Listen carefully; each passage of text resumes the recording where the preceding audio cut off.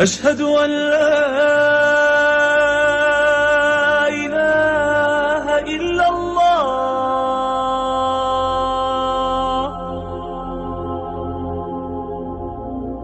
أشهد أن محمدا رسول الله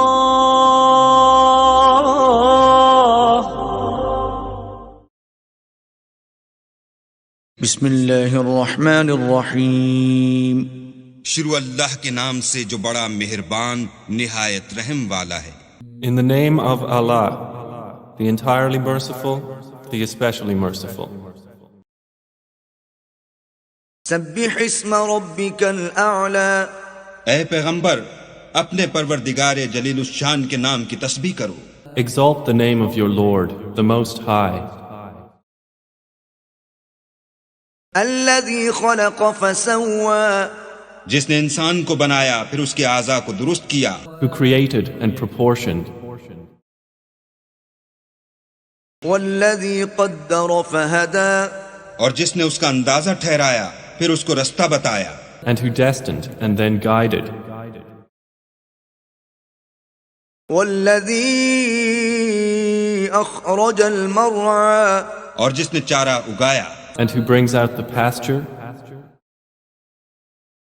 فجعله غثاء احوى، پھر اس کو سیاہ رنگ کا کوڑا کر دیا، and then makes it black stubble. سنقرئك فلا تنسى، ہم تمہیں پڑھا دیں گے کہ تم فراموش نہ کرو گے۔ We will make you recite, O Muhammad, and you will not forget. إلا ما شاء الله إنه يعلم الجهر وما يخفى، مگر جو اللہ چاہے وہ کھلی بات کو بھی جانتا ہے اور چھپی کو بھی۔ Except what Allah should will. Indeed, He knows what is declared and what is hidden. ونيسرك لليسرى، ہم تم کو آسان طریقے کی توفیق دیں گے، And we will ease you toward ease. فذكر إن نفعت الذكرى، سو جہاں تک نصیحت کے نافع ہونے کی امید ہو نصیحت کرتے رہو۔ So remind if the reminder should benefit. سيذكر من يخشى، جو خوف رکھتا ہے وہ تو نصیحت پکڑے گا، He who fears Allah will be reminded. ويتجنبها الأشقى، اور جو بے خوف بدبخت پہلو تہی کرے گا، But the wretched one will avoid it. الذي يصلى النار الكبرى، جو قیامت کو بڑی تیز آگ میں داخل ہوگا، He who will enter and burn in the greatest fire, ثم لا يموت فيها ولا يحيا، پھر وہاں نہ مرے گا نہ جیے گا، neither dying therein nor living. قد أفلح من تزكى، بے شک وہ مراد کو پہنچ گیا جو پاک ہوا، He has certainly succeeded who purifies himself. وذكر اسم ربه فصلى، اور اپنے پروردگار کے نام کا ذکر کرتا رہا اور نماز پڑھتا رہا، And mentions the name of his Lord and prays. بل تؤثرون الحياة الدنيا مگر تم لوگ تو دنیا کی زندگی کو اختیار کرتے ہو، But you prefer the worldly life, والآخرة خير وأبقى، حالانکہ آخرت بہت بہتر اور پائندہ تر ہے، while the hereafter is better and more enduring. إن هذا لفي الصحف الأولى، یہی بات پہلے صحیفوں میں مرقوم ہے، Indeed, this is in the former scriptures, صحف إبراهيم وموسى، یعنی ابراہیم اور موسیٰ کے صحیفوں میں، the scriptures of Abraham and Moses. سبح اسم ربک الاعلی، پاکی بیان کرو اپنے اس رب کے نام کی جو بہت بلند و بالا ہے۔ نام کا لفظ یہاں کیوں کہا گیا؟ اس لیے کہ ہمارا جو بھی کوئی ذہنی رشتہ ہو سکتا ہے اللہ تعالیٰ کے ساتھ، جہاں تک اس کی ذات ہے، وراء الورا ثم وراء الورا ثم وراء الورا، اس کا کوئی تصور ہمارے لیے ممکن نہیں، ہمارے تخیل سے، تصور سے، وراء الورا ثم وراء الورا، ہمارا جو بھی اس کے ساتھ ذہنی قلبی رشتہ ہے اس کے ناموں کے حوالے سے ہے۔ وَلِلَّهِ الْأَسْمَاءُ الْحُسْنَىٰ فَادْعُوهُ بِهَا، لہذا تسبیح بھی ہوگی اللہ کی، تحمید بھی ہوگی تو اللہ کے ان اسماء کے حوالے سے۔ الذی خلق فسوی والذی قدر فہدی، یہ چار الفاظ جو ہے بہت قابل توجہ ہے۔ جیسے کہ اس سے پہلے ہم پڑھ چکے ہیں کہ تین الفاظ میں تخلیق کے عمل کو اللہ تعالیٰ نے واضح کیا تقسیم کرتے ہوئے۔ هو اللہ الخالق البارئ المصور، ایک شے کا پہلے ایک ذہن میں نقشہ بنتا ہے، پھر اس کا بالفعل اس کو پھر باہر جو ہے اس کا وجود آتا ہے، پھر اس کے فنشنگ ٹچز ہوتے ہیں، پھر تصویر ہے اس کی۔ الخالق الباری المصور، یہ سورہ حشر کے آخر میں جو اسماء کا گلدستہ ہے سب سے بڑا قرآن حکیم میں، اس میں آخر میں یہی تین ہیں۔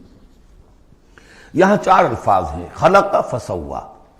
اس کو ہم یوں سمجھ سکتے ہیں کہ ایک ہے کسی چیز کا جو اصل حیولہ ہے وہ تیار کر دیا جائے، جس کی سادہ ترین مثال یہ ہے کہ بلڈنگ ہے، اس کا سٹرکچر کھڑا ہو گیا، اب اس کے بعد تسویہ ہے، اس کی چھان پھٹک کر کے اور اس کے سنوارنا ہے، اس کو، اس کے اندر ڈیکوریشن ہے، اس کے اندر مختلف جو ہے خوبصورتی کی چیزیں پیدا کرنی ہے، یہ تسویہ ہے۔ تو تخلیق ڈھانچہ کھڑا ہو جانا، اور تسویہ پھر اس کے اندر تمام چیزوں کو بہتر سے بہتر انداز میں فنشنگ ٹچز دینا۔ والذی قدر فہدی، اب ہر شے کی جو کہ ان دو مراحل سے گزر چکی ہے، تخلیق اور تسویہ کے دو مراحل سے، اب اس کے لیے ایک اندازہ مقرر کیا جاتا ہے، اس کی کیا کیپیبلٹیز ہیں، اس کی کیا پوٹینشیلٹیز ہیں، یا یوں کہیے اس کی کیا لیمیٹیشنز ہیں۔ اب ایک انسان ہے، اشرف المخلوقات ہے، لیکن اس کی یہ لیمیٹیشن ہے کہ وہ اڑ نہیں سکتا۔ پرندہ ہے، چھوٹی سی چڑیا ہے، اڑتی پھرتی ہے۔ تو ہر ایک نوع کی لیمٹس ہیں، ہر ایک نوع کے لیے اللہ تعالیٰ نے اس کی ایک تقدیر، اس کا ایک اندازہ جو ہے مقرر کر دیا ہے۔ پھر انواع کی تقدیر مقرر، انسانوں کی بھی تقدیر ہے، وہ جو میں بتا چکا ہوں، شاکلہ جو بنتا ہے، وہ جو بھی جینز آئے ہیں وہ تو اس کے گویا کہ گیون ہیں اس کے لیے، کسی کو ذہانت والے ملے ہیں، کسی کے اندر جسمانی قوت والے زیادہ ہیں، کسی میں کوئی اور وصف ہے، تو یہ بھی اس کے لیے گیون ہے، اور اس سے اس کا شاکلہ تیار ہو جاتا ہے، اس کی شخصیت کا ایک سانچہ بنتا ہے۔ اب ظاہر بات ہے کہ اس کے اندر جو بھی اب وہ محنت کرے گا اس کے اندر اندر کرے گا، اس سانچے سے باہر نہیں نکل سکتا۔ جیسے انگریزی کی کہاوت کہہ لیجئے یا جو بھی اسے کہیں، کہ وہ کہتے ہیں کہ you can't outgrow your skin, یہ کھال جو ہے ہمارے جسم پر چڑھی ہوئی ہے، آپ کتنے ہی موٹے ہو جائیں، میں اور کتنا ہی پھیل جاؤں، لیکن کھال سے باہر تو نہیں نکلوں گا، کھال وہ پھیلتی چلی جائے گی، تو کھال کے اندر رہنا ہے۔ اسی طرح وہ جو سانچہ بن گیا ہے انسان کی شخصیت کا، نیکی کریں گے تو اسی کے اندر اندر کریں گے، بدی کریں گے تو اس کے اندر اندر کریں گے۔ اب اس کی کوانٹٹی جو ہے وہ اللہ تعالیٰ کے ہاں فیصلہ کن نہیں ہے، اللہ تعالیٰ یہ دیکھ لے گا کہ اس شخص کے اندر کتنی کیپیبلٹی تھی، اس کے حساب میں اس نے کیا کیا۔ ایک شخص 100 درجے تک جا سکتا تھا، وہ گیا ہے 50 درجے تک۔ ایک شخص جا ہی سکتا تھا 50 تک اور وہ 50 تک چلا گیا، تو وہ 50 تک جو ہے وہ 100% کامیاب ہو گیا، اور یہ جو ہے ناکام شمار ہو جائے گا۔ تو یہی بات جو ہے میں نے وضاحت پہلے بھی کر دی تھی کہ لا یکلف اللہ نفسا الا وسعها، کسی بھی جان کو اللہ تعالیٰ مکلف نہیں ٹھہرائے گا، رسپانسبل نہیں ٹھہرائے گا مگر اس کی وسعت کے مطابق۔ یہ انڈیویجول سا جو ہے وسعت ہر شخص کی، اس کا شاکلہ، یہ گویا کہ اس کی ذاتی تقدیر ہے۔ فہدا، چوتھی چیز ہے کہ ہر شے کا ایک اندازہ مقرر کرنے کے بعد پھر ایک جبلی ہدایت اس کو دے دی جاتی ہے، چلو ادھر۔ پہلی جبلی ہدایت ہے جس کا ذکر آ جائے گا ابھی تھوڑی دیر کے بعد۔ جبلی ہدایت جو ہے وہ ہر بکری کے اندر ہدایت ہے کہ یہ چیز تمہارے کھانے کی ہے، یہ کھانے کی نہیں ہے۔ بہترین گوشت اس کے سامنے ڈال دیجیے وہ تو نہیں کھائے گی، تو جبلی ہدایت ہے اس کی۔ اور گوشت کے اور جو ہے آپ شیر کے سامنے بہت اچھی سبزیاں ترکاریاں لا کر ڈال دیجیے، وہ دیکھے گا بھی، تھوکے گا بھی نہیں، ان کو اسے گوشت چاہیے۔ یہ ہے ہر جبلی ہدایت۔ پھر جبلی ہدایت کے اوپر پھر ہدایت کے اور مراحل ہیں جو اللہ تعالیٰ دیتا ہے، پھر وہ اپنی کتابیں نازل فرماتا ہے، اپنے نبی بھیجتا ہے، یہ گویا کہ ہدایت کی تکمیل ہے۔ ورنہ ہدایت تو بنیادی طور پر جو ہے ہر جبلت کے اندر بھی اللہ نے ودیت کر دی ہے۔ تو یہ ہر کریشن کے لیے یہ چار الفاظ جو یہاں آئے، سبح اسم ربک الاعلی الذی خلق فسوی والذی قدر فہدی۔ والذی اخرج المرعى، وہی ہے کہ جو نکالتا ہے چارہ زمین سے، فجعلہ غثاء احوا، جو شروع میں تو گھاس اگی ہے تو بڑی خوبصورت ہریابل جو ہے، اس کے بعد وہ سیاہ پڑ جاتا ہے اور چورا چورا ہو جاتا ہے۔ سنقرئک فلا تنسیٰ، اے نبی ہم آپ کو پڑھا دیں گے، آپ بھولیں گے نہیں۔ یہ بھی وہی بات ہے جو سورہ قیامہ میں آ چکی ہے، لا تحرک بہ لسانک لتعجل بہ ان علینا جمعہ وقرآنہ، ہمارے ذمہ ہے، آپ یہ مشقت زیادہ اپنے اوپر نہ لیں، یہ ہم کام کر دیں گے، آپ کے سینے میں اس کو جمع کر دیں گے اور پڑھوا دیں گے، ترتیب بھی بتا دیں گے۔ سنقرئک فلا تنسیٰ الا ما شاء اللہ، سوائے اس کے جو اللہ چاہے۔ تو اگر اللہ چاہے، فرض کیجئے یہ اس لیے بات کو واضح کرنے کے لیے، اللہ بھلانا چاہے گا تو آپ لاکھ اپنی زبان کو حرکت دیتے رہیں، اللہ تعالیٰ کی قدرت سے تو آپ باہر نہیں نکل سکتے، آخر اللہ تعالیٰ قدیر ہے اللہ شے پر۔ لیکن یہ کہ یہ صرف اس امکان کو ظاہر کرنے والی بات ہے، اس کا یہ مطلب نہیں کہ اس سے یہ نکل آتا ہے کہ قرآن مجید کی کوئی آیت جو ہے اللہ نے بھلوا بھی دی محمد کو صلی اللہ علیہ وسلم۔ یہ ایسے ہی ہے، قل ان کان للرحمن ولد فانا اول العابدین، اگر اللہ کا کوئی بیٹا ہو تو سب سے پہلے میں پوجوں گا اسے، تو یہ اس طرح کی چیز ہے۔ الا ما شاء اللہ انہ یعلم الجہر وما یخفی، وہ اللہ تعالیٰ جو ہے وہ تو جانتا ہے، خواہ کوئی بلند آواز سے بات کہی جائے اور خواہ اسے چھپایا جائے۔ وَنُيَسِّرُكَ لِلْيُسْرَىٰ، اب یہ لفظ یہاں نوٹ کر لیجئے، یہ آگے بڑھ کر ایک مضمون کھلے گا اس سے، اور سہج سہج تیسیر، یسر سے باب تفعیل، آسان کرنا، اور سہج سہج تھوڑا تھوڑا رفتہ رفتہ ہم آپ کو آسان بنا دیں گے۔ کس چیز کے لیے؟ یسرا، وہ بڑی جو آسانی ہے جنت وہاں پہنچائیں گے، اور جو بڑی کامیابی ہے دنیا میں دین کا غلبہ وہاں بھی پہنچا دیں گے، لیکن سہج سہج ہوگا۔ اس کے لیے اپنا ایک تدریج ہے جو ہماری حکمت میں، ہمارے علم میں ہے۔ ویسے ہم چاہیں آنے واحد میں کر دیں، دین کا غلبہ ہو جائے، کوئی رہے نہ دشمن، آنے واحد میں تمام انسان جو ہے اور تمام جنات کو ابو بکر جیسا بنا دیں، ہم بنا سکتے، لیکن یہ کہ ہماری جو حکمت تخلیق ہے اس میں یہی ہوگا، تیسیر، آہستہ آہستہ، اور یہ فلسفہ آگے چل کر بہت کھلے گا۔ وَنُيَسِّرُكَ لِلْيُسْرَىٰ فَذَكِّرْ إِن نَّفَعَتِ الذِّكْرَىٰ، آپ تو یاد دہانی کراتے رہیے اگر فائدہ دے سمجھانا۔ اور اس میں در حقیقت یہ ہے کہ ذکر جو ہے اللہ تعالیٰ کا اور اللہ تعالیٰ کی تذکیر جو ہے، اگر تو کہہ دیا ہے یہاں پر اگر فائدہ پہنچائے، لیکن اس کا یہ مطلب نہیں کہ اگر فائدہ پہنچائے تبھی تذکیر کی جائے، اس لیے کہ آگے آ رہا ہے سَيَذَّكَّرُ مَن يَخْشَىٰ، یعنی آپ اگر تذکیر کریں گے تو جس کے دل میں کچھ خوف ہے اس کو تو فائدہ ہو جائے گا نا۔ آپ تذکیر فرما رہے ہیں، نئی وحی آ گئی ہے، اسے آپ نے پڑھ کر سنایا ہے، وہ جن کو پرواہ نہیں ہے ان کو تو فائدہ نہیں ہوگا، لیکن آپ کے اہل ایمان ساتھیوں کے علم میں اضافہ ہوگا، ان کے اندر اور جو ہے ایمان جو ہے بڑھے گا۔ سَيَذَّكَّرُ مَن يَخْشَىٰ وَيَتَجَنَّبُهَا الْأَشْقَىٰ، البتہ جو شقی ہے، بدبخت ہے، وہ اس سے اپنا پہلو کترا جائے گا، وہ پہلو موڑ لے گا۔ الذی یصلی النار الکبریٰ، جس کا انجام پھر یہ ہونا ہے کہ وہ بڑی آگ میں جھونکا جائے گا، داخل ہوگا بڑی آگ میں۔ ثم لا یموت فیہا ولا یحییٰ، پھر نہ اس میں وہ مرے گا اور نہ زندہ رہے گا، نہ زندوں میں نہ مردوں میں۔ لا تبقی ولا تذر، سورہ مدثر میں جو آیت آئی تھی، ثم لا یموت فیہا ولا یحییٰ، پھر نہ اس میں اس کو موت آئے گی، نہ وہ زندوں میں ہوگا نہ مردوں میں۔ قد افلح من تزکیٰ، یقیناً کامیاب ہو گیا وہ، یہ مضمون بھی آگے اب پھیلے گا اور بڑھے گا، ترقی کرے گا۔ قد افلح من تزکیٰ، بے شک کامیاب ہوا وہ کہ جس نے تزکیہ حاصل کر لیا، اپنے آپ کو پاک کر لیا۔ یعنی انسانی روح جو ہے وہ اس جسم میں جب قید کی گئی ہے، بنایا گیا بہت بلند، لقد خلقنا الانسان فی احسن تقویم، پھر ڈالا ہے اس میں، اس حیوانی جسد کے اندر، ثم رددناہ اسفل سافلین۔ اب یہ کہ یہاں سے وہ چڑھائی چڑھنی پڑے گی، یہاں سے اوپر اٹھنا ہوگا، آپ کو محنت کرنی ہوگی، ہر انسان کو تزکیہ کرنا ہوگا، فلاح حاصل کرنے کے لیے کچھ اپنے جذبات کو کنٹرول کرنا ہوگا، کچھ اپنی شہوات کو دبانا ہوگا، اپنے نفس کا ضبط نفس کا سامان کرنا ہوگا، کچھ اپنی روح کی تقویت کا سامان کرنا ہوگا، جیسے کہ یہ دو طرفہ پروگرام رمضان کا ہے کہ دل میں روزہ رکھو اور اس حیوانی وجود ہے اسے ذرا کمزور کرو، تھوڑا سا مزمحل کرو، تاکہ اس کا دباؤ جو ہے اس روح ربانی کے اوپر، اس بدن میں کچھ کمی آئے۔ رات کو کھڑے ہو جاؤ اور اس روح کے اندر آبیاری، اس کے اوپر قرآن کے انوار کی بارش کرو، اس سے یہ کہ یہ روح تازہ ہوگی، زندہ ہوگی، اپنے رب کی طرف متوجہ ہوگی۔ یہ ہے عمل تزکیہ۔ قد افلح من تزکا وذکر اسم ربہ فصلی، اور اس نے دیا نام اپنے رب کے نام کا ذکر کیا اور پھر نماز پڑھی۔ تو اس میں یہ کہ یہی شکل ہو چکی ہے جمعے کے اندر۔ پہلے جو ہے تذکیر کے لیے خطبہ ہوتا ہے، خطبہ جو ہے تذکیر کے لیے ہے۔ چنانچہ جو حدیث ہے مسلم شریف میں، حضور کا معمول کیا تھا جمعے کے لیے؟ کان للنبی صلی اللہ علیہ وسلم خطبتان یجلس بینہما یقرأ آیات القرآن ویذکر الناس۔ حضور کے 2 خطبے ہوتے تھے، اس کے درمیان آپ بیٹھتے بھی تھے تھوڑی دیر کے لیے۔ حالانکہ خطبے آپ کے ہوتے تھے بہت ہی مختصر، کوئی تھکان کی وجہ سے نہیں آپ بیٹھتے تھے۔ میرے نزدیک یہ کہ جو 2 رکعتیں ہیں ظہر کی، اس کے قائم مقام ہے یہ 2 خطبے۔ ظہر کی 4 رکعتیں ہیں فرض، اور جمعے کی رہ گئی 2، تو 2 رکعتوں کے قائم مقام یہ 2 خطبے ہیں۔ اس کو ظاہر کرنے کے لیے حضور وقفہ ڈال کر اور ان کو 2 خطبے بناتے تھے۔ لیکن اس خطبے میں کرتے کیا تھے؟ یقرأ آیات من القرآن، قرآن مجید کی آیات پڑھ کے سناتے تھے، ویذکر الناس، لوگوں کو یاد دہانی کراتے تھے۔ اور اس میں معاملہ کیا تھا؟ از دل خیزن بر دل ریزن، زبان کا حجاب تھا ہی نہیں۔